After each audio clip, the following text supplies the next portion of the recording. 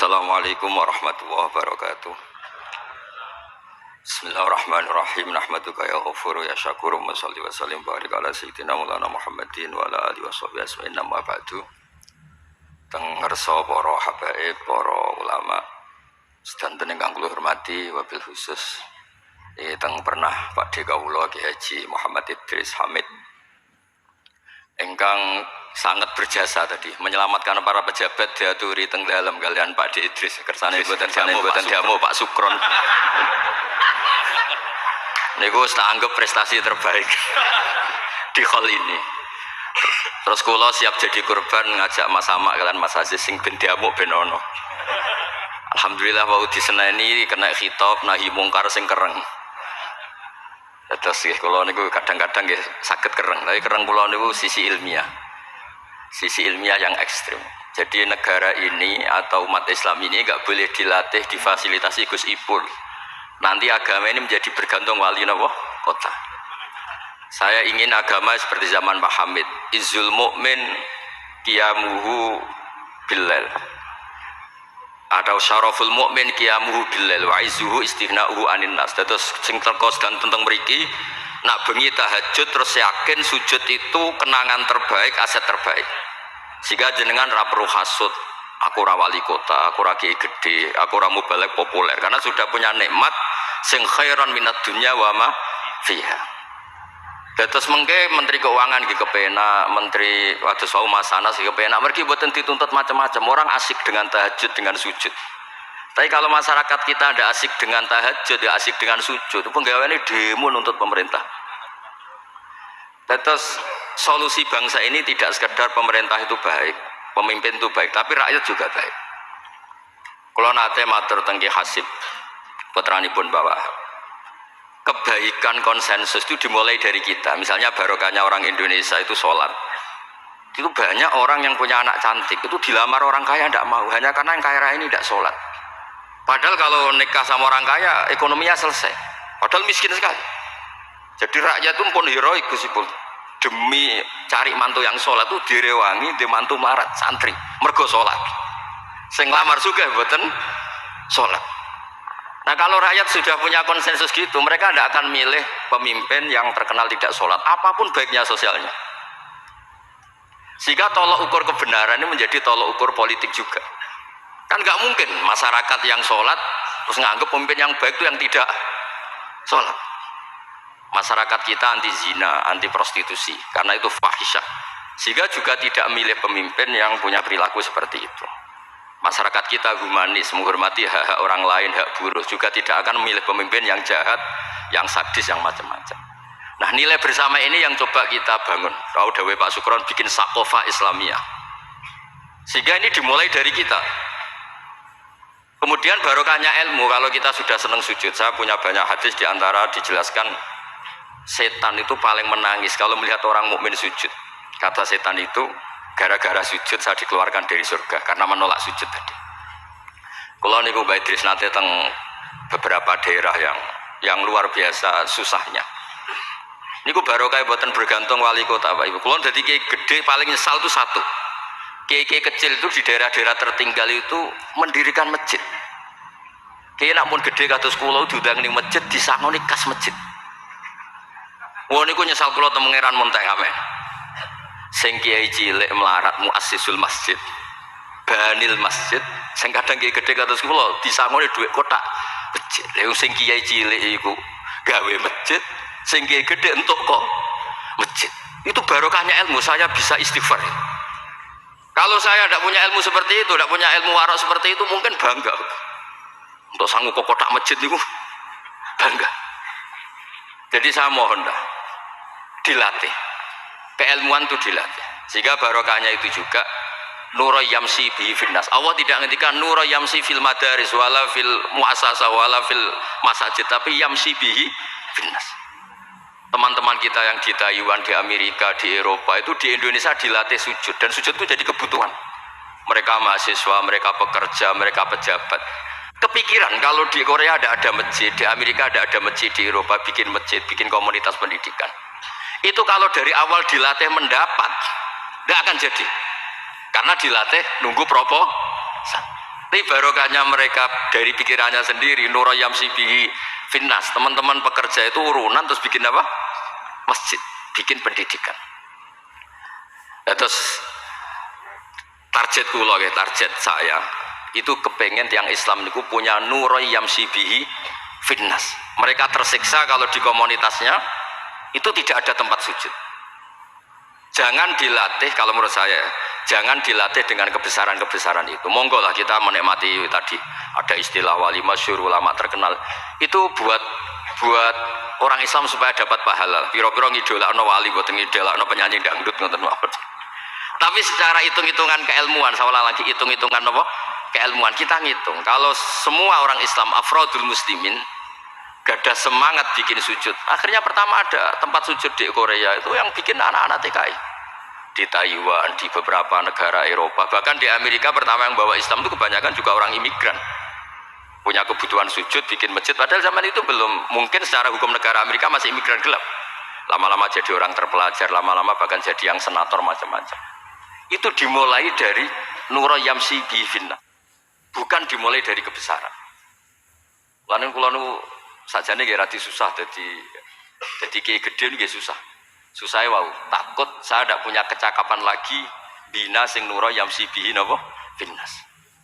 Nggih bapak kula niku akrab sanget kalian Pak Hamid, karena Pak Hamid sepupu bahasa itu di antara dawuh yang diingat-ingat itu nur aku soleh-solehku dhewe kok terus wong sering ngekeki dhuwit. Maksudnya saya soleh-solehnya sendiri untuk taqarrub ila Allah kok orang ngasih fasilitas napa duniawi.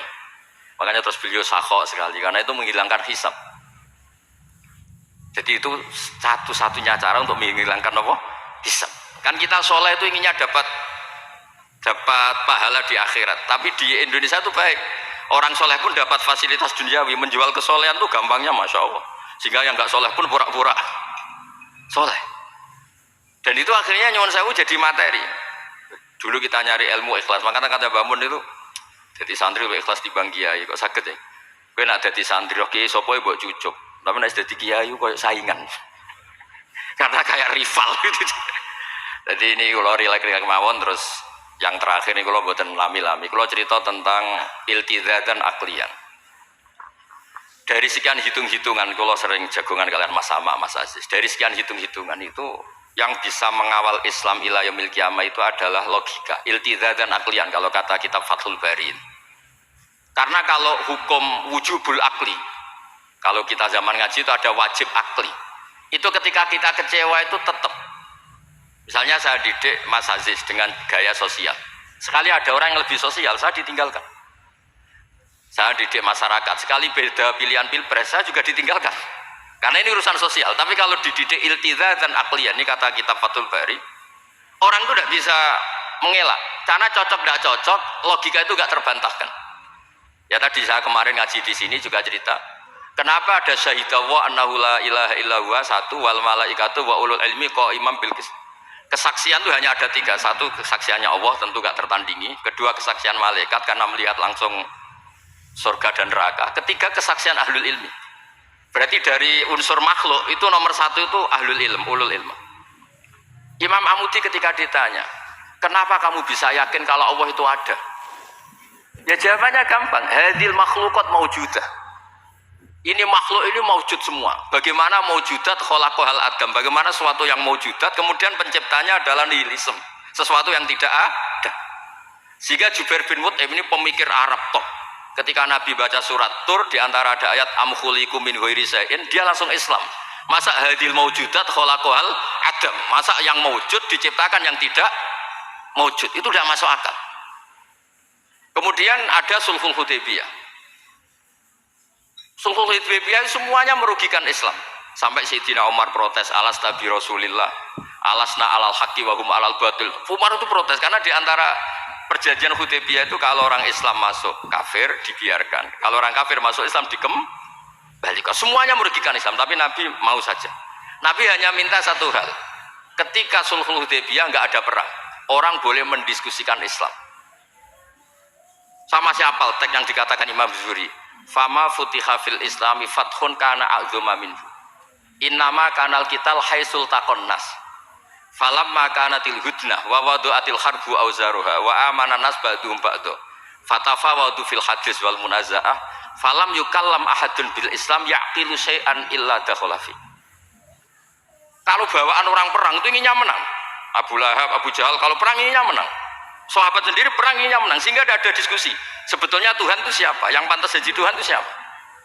Tapi ketika Nabi minta, oke, kita ada perang 10 tahun, oke, semua perjanjian saya rugi gak apa-apa, tapi orang boleh diskusi Islam.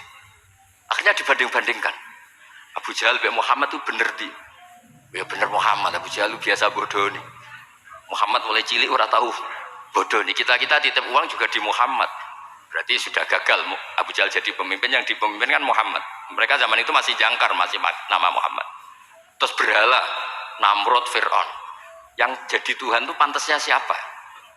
Kalau yang dipromosikan Muhammad yang jadi Tuhan ya yang khalaqas samawati wal ardh. Terus Nabi Muhammad juga menantang, ara'aitum ma tad'una min dunil aruni madza khalaqu minal ardi am lahum syirkun fis samawat. Ada kualifikasi jadi Tuhan, syaratnya apa? Dia pencipta langit, pencipta bumi. Dia pencipta air, dia ini itu. Abu Jahal ndak, berhala-berhala ndak, Lata Uzza ndak. Akhirnya semuanya masuk Islam. Gara-gara barokahnya apa? Diskusi. Makanya di Quran sering ada kul ara'aitum, kul ara'aitum. Dan Allah mempersilahkan. Di diskusi itu makanya kata Imam Zuhri, falam apa itu tadi? Fatafawadu fil hadis wal munazah. Mereka debat terbuka. Nah sekarang itu orang harus ngaji seperti ini. Lah kalau iltizatan aklian tadi yang disebut kitab Fathul Bari, jenengan ngaji saya wajibul akli. Setelah itu jenengan kecewa dengan saya. Entah urusan politik, entah urusan ekonomi. Sampai tidak bisa membuang logika Anda itu tidak bisa. Sampai bisa enggak jadi orang komunis, ateisme, nihilisme. Terus berpendapat gini, hadil maujudat sabaqohal adam wa khalaqohal adam. Ini yang maujudat langit bumi penciptanya adalah ketiadaan. Fakaifa yakunul adam yu'athir wa yakhluq. Bagaimana sesuatu yang tidak ada kemudian bisa menciptakan. Jadi akhirnya paham nihilisme inilah. Barokahnya ya kayak Indonesia itu. Kadang di tonggo kiai ini wis kereng, rapati sosial. Ya tetap Islam. Mergo iso kecewa kiai tapi wong ora iso kecewa mbek napa? Islam. Beda pilpres, beda pilgub, dia tetap Islam. Bahkan orang nyun sewu yang masih suka mabuk, suka main perempuan, itu tidak pindah agama yang nyun sewu yang tidak melarang itu, tetap Islam. Karena logika yang dibangun Islam itu logika sing ma'ruf, logika sing makul, sehingga apapun kecewanya orang Islam. Nah ini pesannya Imam Ibnu Hajar al-Asqalani yang nyarai Bukhari, orang Islam itu harus didorong, berlatih terus dengan kekuatan iltizatan aklian. Dia punya kenyamanan berpikir. Karena agama ini liqaumi ya'qilun, liqaumi yatafakkar. Makanya dulu Nabi itu urusan sosial pun tuh Nabi kalau ngendikan itu mesti dilogika. Misalnya begini, ini yang urusan tauhid sudah sering saya jelaskan. Sebelum urusan sosial saya cerita Imam Tauhid. Saya berkali-kali cerita, Imam Amudi itu keramatnya itu karena guru matematika. Saya berkali-kali cerita. Terus kata Allah, silahkan ngajar malaikat saya tentang matematika. Itu malaikat diajarkan. Kenapa saya percaya Allah itu wajibul wujud?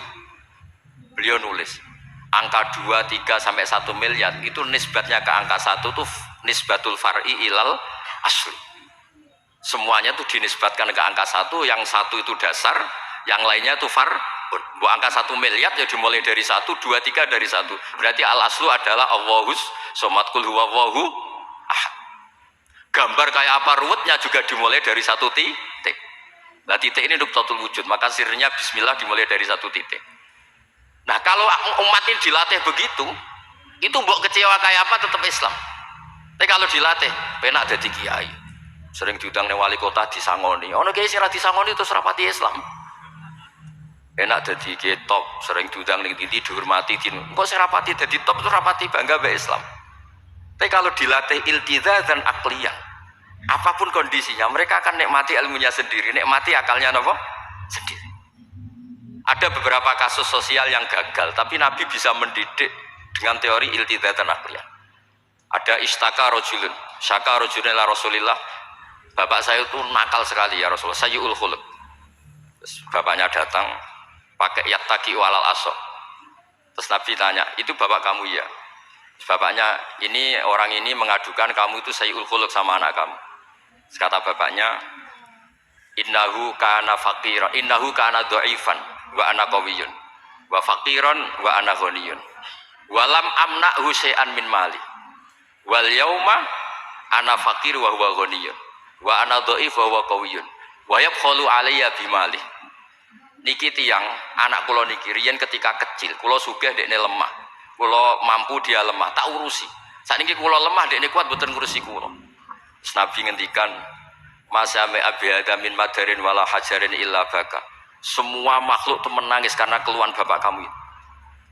Terus Nabi ngendikan anta wa maluka li abika. Kamu dan hasil jerih kamu itu juga aset bapak kamu, sehingga jadi hukum fikih. Kalau al-qatil itu walid tidak bisa dikisos. Bahkan hibatul walid ya waladi boleh dirujuk. Pokoknya selalu orang tua punya hukum nopo khusus. Ada kejadian lagi imro'atun melapor ke Nabi. Dilaporkan kalau dia sayyi'atul khuluq. Ibu saya itu sayyi'atul khuluq gini-gini ya Rasulullah. Jawabnya Nabi unik. 5 dalam takun kadzalik khina hamalat katis atasyurin. Kenapa kamu tidak ngomel-ngomel seperti ini ketika dia masih baik? Itu yang mengandung kamu 9 bulan. Tapi innaha sayyi'atul khuluq. 5 dalam takun kadzalik khina ardu'atka haulaini kamilan. Terus tapi innaha sayyi'atul khuluq.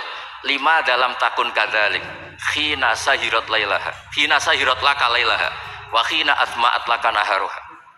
Kenapa kamu tidak ngomong seperti itu ketika kamu masih butuh susunya, butuh binaannya? Sekarang kamu kuat baru ngomong gitu. Terus kata pemuda tadi, lakot jazaituha ya Rasul. Saya sudah membalas itu. Apa balasan kamu? Lakot hajat tuha ala unuki. Dia pernah haji tak gendong. Tapi Nabi ngendikan fawwah ma jazaitaha. Kamu tetap tidak bisa balas jasa ibu kamu. Jadi orang ketika ingat sisi sayyi'atul khuluq ibunya ketika sepuh, Nabi mengeset ulang. Apa seperti itu? 5 dalam takun kadzalik. Kenapa ibu kamu tidak sayyi'atul khuluq ketika hamalat katis atasyurin? Kenapa saat itu kamu tidak digugurkan, dibuang ke kali daripada dia anak akhirnya gak ngaku ijazahnya orang tua? 5 dalam takun kadzalik khina ardu'atka haulaini kamilan. 5 dalam takun kadzalik khina tadi sahirat laka lailaha wa atma'at laka naharuha. Itu Nabi. Jadi saya ini termasuk kiai lah yang ingin semuanya kita baik itu karena ada kemampuan iltidha dan aklian supaya agama ini dikaumi yakilun, dikaumi yatafakkar. Kalau agama ini dijual dengan isu-isu sosial, itu bahayanya itu orang-orang kecewa. Loh, saya itu akrab sama Gus Bul, belum pernah main ke wali kota, bukan soal zuhud. Kok nak disangoni, terus suatu saat rah disangoni sedarani medit, terus kurang suguhannya tersinggung, terus ribet-ribet. Pokoknya agama kalau dijual sosial itu ribet, karena terus tuntutannya itu mukafa'ah. Makanya Nabi itu dulu pinter sekali kalau misalnya masalah zina. Ada pemuda itu hipersek, nggak bisa Islam, karena kalau Islam itu melarang zina. Akhirnya geger, ista'dzana fi zina. Saya mau masuk Islam tapi boleh zina. Geger kan sahabat menghalau supaya gak sowan Nabi. Ketika geger-geger Nabi tahu itu ada apa? Ada pemuda mau masuk Islam tapi yasta'zinu fi zina, dia harus boleh zina. Kata Nabi, mah suruh sini.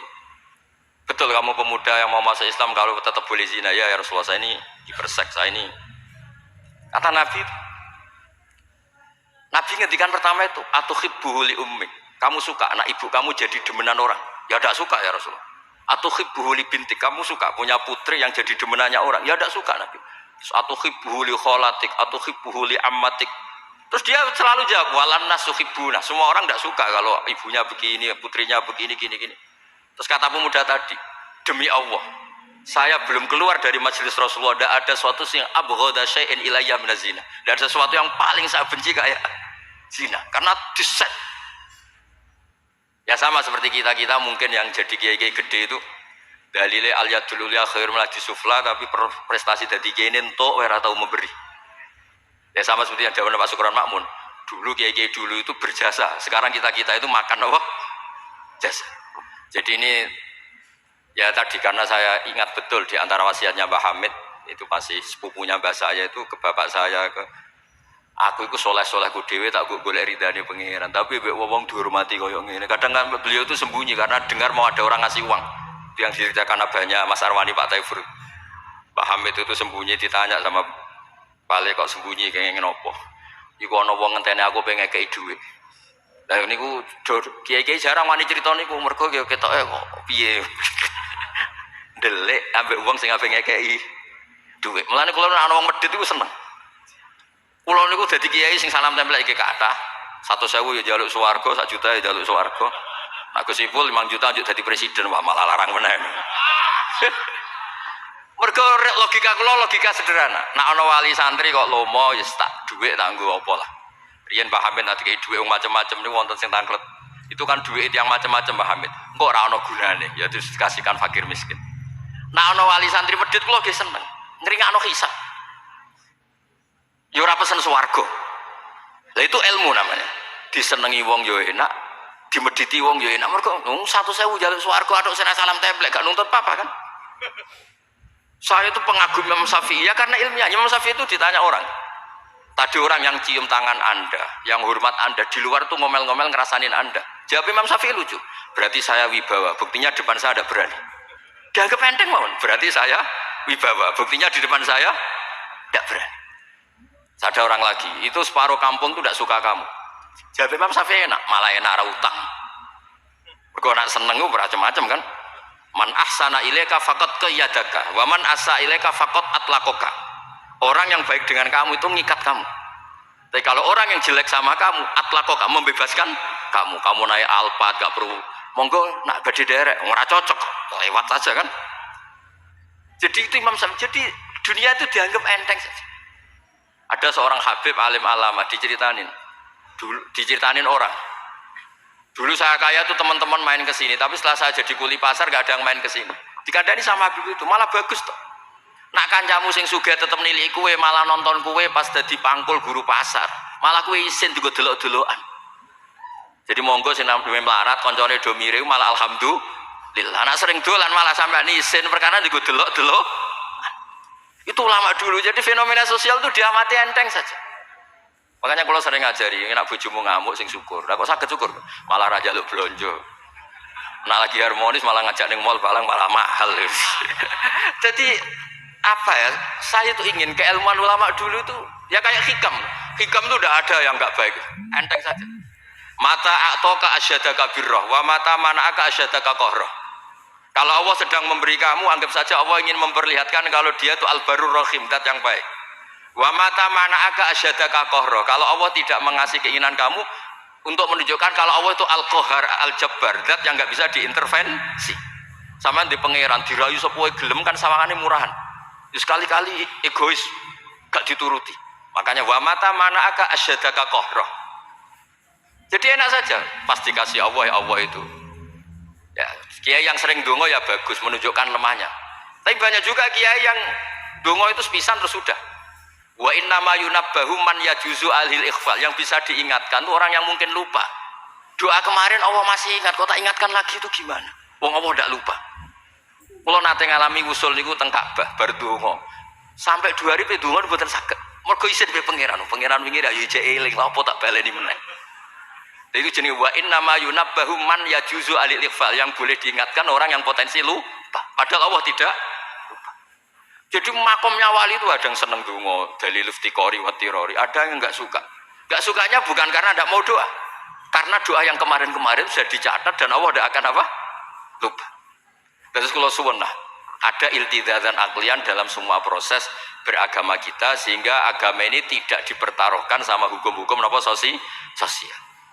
Ya misalnya kawin, sampean kawin kadang dibojo macam-macam. Sampean nak eling kawin sunah Rasul, aghdulil basar wa ahsanul farji, selesai. Karena itu menguntungkan kita, jadi ahsanul farji. Bisa mengekang kita dari zina. Tapi kalau sampean kawin, nak bojone ramah seneng, nak bojone sayang seneng. Padahal ora pati sayang, kan sering kecewa. Mulang juga gitu kata Mbah Mun, kowe mulang niati merintahi pangeran. Jadi saat kowe paham ra paham ya seneng. Tapi nak sampean mulang kepen paham no, jebule santri murah paham. Kan gelo. Nah, Islam itu kata Imam Fathul Bari tadi, orang Islam itu harus dilatih iltiza dan aklian. Terus kata beliau, itu yang yu'abbiru anhu syara' bi halawatil iman, itu yang dimaksud salasun mangkunna fihi wajada halawatal iman. Nikmatnya iman itu karena kita sudah menemukan apa iltiza dan aklian. Ya ngoten mawon, kula ni bagian logika, kula kepengin jengben mboten sakula Mas Mama, Mas Aziz niki waris wali nih. Terus waris wali ya kudu keramat, ojo mbae wali terus melok keramat putune tapi ra melok dadi wali niku. Iki mun kula sukane kitab Khilatul Auliya, dadi akan daftar. Iku 8 jilid. Iku belajar sak jilid pun mun dadi wali. Napa malih nak 8 napa? Jilid itu saged bersaing kalian bae niku. Nah, terus sama-sama kalau suka kitab Ithaf. Kitab Ithaf itu kata Mbah Mun seneng cerita kitab Ithaf. Dikarang Sayyid Zabidi, Murtada Az-Zabidi. Itu kalau Mbah Hamid Pasuruan, misalnya Mbah Hamid, Mbah Dimyati, terus Mbah Mahfud, Mbah Abdullah, Mbah Abdul Manan, ini awaluman lazama min ahli Jawa nih Sayyid Sinten Zabidi. Dan kitab Ithaf itu Masya Allah, belum ada kitab nyarai Ikhya sampai 800 tahun kalau nggak 700 tahun. Kan Ithaf itu sekitar tahun 1300 Hijriah, Ikhya itu sekitar tahun 500 sampai 600. Niku nak nyarai itu semuanya ilmiah. Yang paling saya haru itu, ini sebagai penutup, yang paling saya haru itu ketika cerita sholawat. Nabi jadi nabi itu setelah Isa dituhankan oleh penggemarnya. Sampai overacting, sampai Nabi Isa itu dituhankan. Monggo guys. Tapi terus Ithaf cerita, kalimat sholawat itu kalimah yang umat ini tidak akan overacting menuhankan Rasulullah Muhammad SAW. Karena Allahumma itu pemberi, Nabi itu penerima. Kita tetap mencintai Nabi yang luar biasa, tapi tetap Allah itu pemberi, Allahumma pemberi, Nabi Muhammad penerima. Sehingga nggak akan salah posisi, yang Allah tetap Tuhan, yang Rasulullah Muhammad tetap abduhu wa rasuluh. Barokahnya redaksi sholawat Allahumma sholli ala sayyidina Muhammad, yang Allah tetap Tuhan, yang Rasulullah tetap abduhu wa rasuluh. Apapun senang kita pada Nabi. Nah, itu juga barokahnya apa? Ilmu.